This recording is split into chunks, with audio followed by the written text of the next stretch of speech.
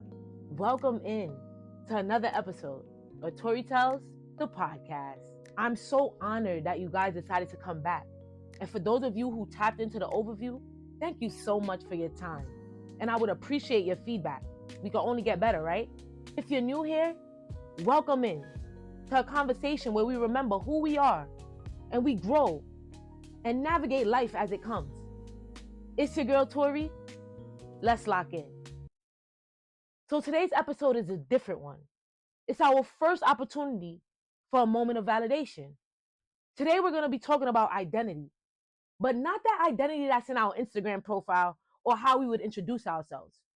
Identity on a deeper level. Today, you're going to be able to answer the question, who are you when no one is looking, when the applause stops? By the end of today's conversation, we're going to be looking at identity a little bit differently. Let's start with you. Who am I? Let me start with the way the world identified me. You see, growing up, I was raised in Brooklyn, New York, raised in a single parent household, one of 6, with a woman who migrated from Jamaica to give her children a better life. You heard that right. Big Jamaica. Easily could have been a statistic or an overachiever. And thanks to the odds, my life leaned in the direction of an overachiever. Scholarship and being an athlete.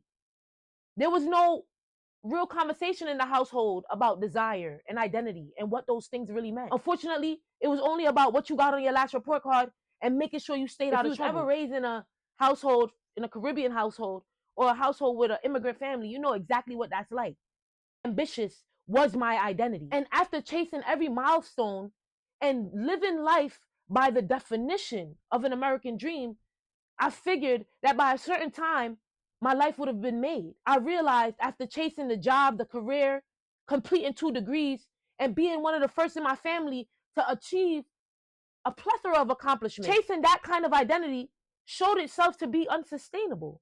There was a moment in my life when the applause stopped, where I had reached a peak in my momentum.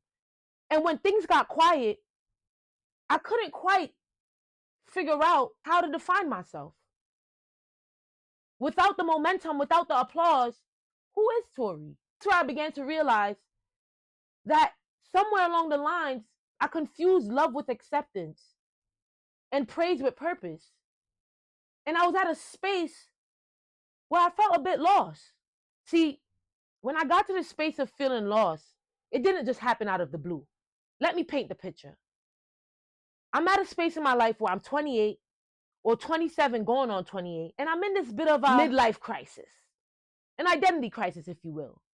And I'm getting to a space in my life where I'm a little bit nervous because I lived life the way that I was always supposed to. I wasn't quite sure of the person I was without being a scholar or without being an athlete. The circumstances of my life did not allow for me to be either or. I had no idea of how to move forward. And most of the reason you're watching social media, you're seeing people your age, people you've graduated with, moving on in life and finding their purpose and doing well in that. And you're not seeing that as a source of jealousy, but for some reason it creates some kind of pressure where you start to believe that you should be doing the same things.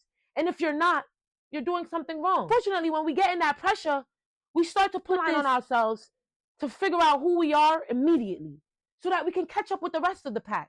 You begin to learn that that's not how life works when you're on the journey of figuring out who you are. In that moment that I told myself I no longer wanted to feel stuck or uncertain of who I was. I wanted to find the answers. And that's when I had the opportunity to pick up Think This, Not That by Dr. Josh Axe. I picked up this book because I wanted to find an answer to my question that wasn't always changing. And let me make it make sense. You see, there was a point in my life where I had learned how to live and how to be from my foundation. There came a point that that was no longer valid.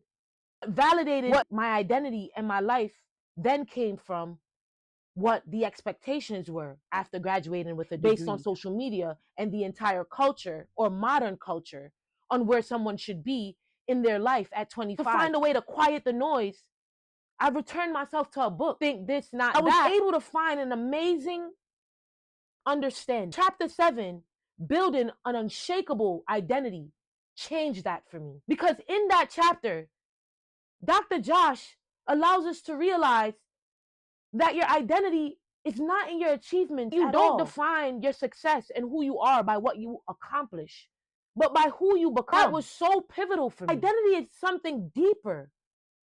It is the journey.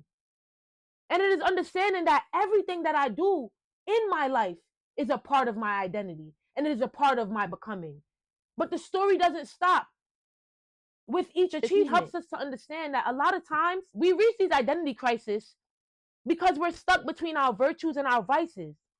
He explains that our virtues is kindness, generosity, our vices are attention seeking, people pleasing. Versions of me before were stuck to that vice of feeling needed, of feeling wanted, of being a people pleaser. And the person that I'm growing into wants to find a balance between reciprocation and service and knowing when to choose yourself.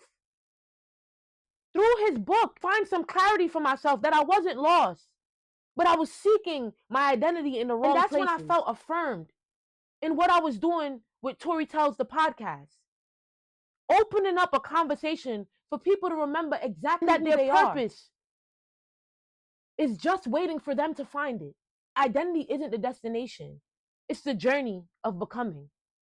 And too often, we ground ourselves in chasing a version of ourselves that's noteworthy only by the world's definition. We chase the titles, the timelines, and versions of success that continue to change. But the truth is, our purpose is already written. It is simply up to us to turn to that. So I want to speak to the listener directly. If you feel stuck, if you feel like you're in that identity crisis, if you're not sure how to answer the question, who am I? Listen to this. You are not stuck. You're not behind. You're becoming. And you must allow yourself the grace, the time, and the dedication to do so. Do me a favor. Stop measuring yourself to a definition of success or a noteworthy life that is always changing. And before we leave out today, I want to challenge you to do something with the conversation within yourself, in a journal, or through your voice notes. Ask yourself, who am I? Look at Dr. Josh Axe 12 identity principles, or just look up what it means to build an unshakable identity. It's right on his website, and I'll leave it down here below. And have the conversation with yourself for whenever you need to go back to it, for whenever you need to remind yourself of exactly who you are. And I also want you to take it a step further and have the conversation with your friends and your family.